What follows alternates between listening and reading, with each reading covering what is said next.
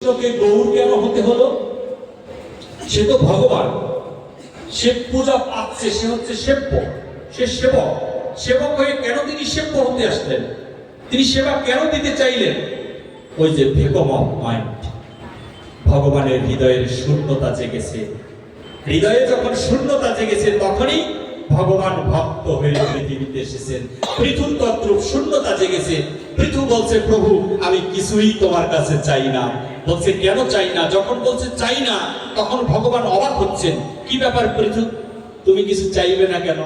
আমি এসেছি, আমার কাছে কেউ না চায়? পৃথু বলেছে এত দিতে চাও? এক যুগ পেরিয়ে গিয়েছে। বলছে এত দিতে চাও? বলছে হ্যাঁ দিতে চাই।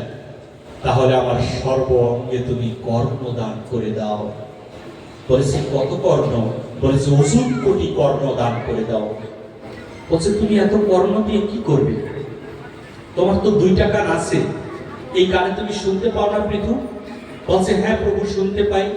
বলেছে আমি আরো পাওয়ার দিয়ে দিচ্ছি, কানের মধ্যেই, দুটোর মধ্যেই পাওয়ার বাড়িয়ে দিচ্ছি। তুমি হাজার হাজার মাইল দূরের কথা তুমি শুনতে পাবে, সেই ব্যবস্থা আমি করে দিচ্ছি। কিন্তু হাজার হাজার কর্ণ কেন তুমি চাইতেছো?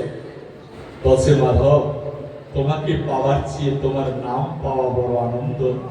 এই আনন্দ তুমি বুঝবে না প্রভু।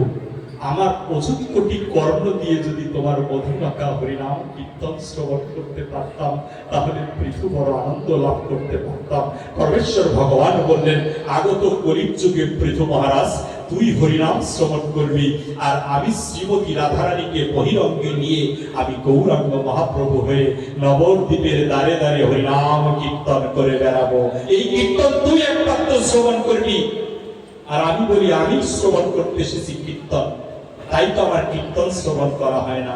যদি বলতাম আত্মা দিয়ে কীর্তনকে ভালোবাসি, তাহলে কীর্তনের আসরে এই সব চলতে পারে না।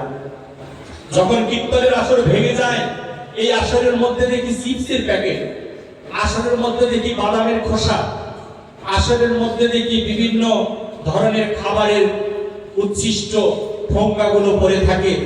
তার মানে আসরে বসে ক্লাস করা হচ্ছে, চিপস খাওয়ার জন্য এসেছি, কীর্তন শুনতে আসিনি।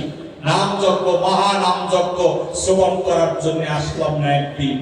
আর বলি কীর্তন শুনতে যাচ্ছি, তাই তো আমাদের এই দশা হয়েছে আজকে। বলেছে এখন ভজন করার সময় না, কবে ভজন করার সময়? আরে বৃদ্ধ হোক, বয়সটা বাড়ুক না। শিশুকালে ভজন করে পাইবার আসে, যৌবনে ভজন করে আসে কি না আসে, আর বৃদ্ধকালে ভজন করে জমের তরাসে। ভজনটা তো শিশুবেলা থেকে হবে। আজকে এই মেয়েটা আমাদেরকে শিক্ষা দিচ্ছে, ওর এই বয়সে ও ভজন করছে। কলির যুগের শ্রেষ্ঠ ভজন কোথায়? যে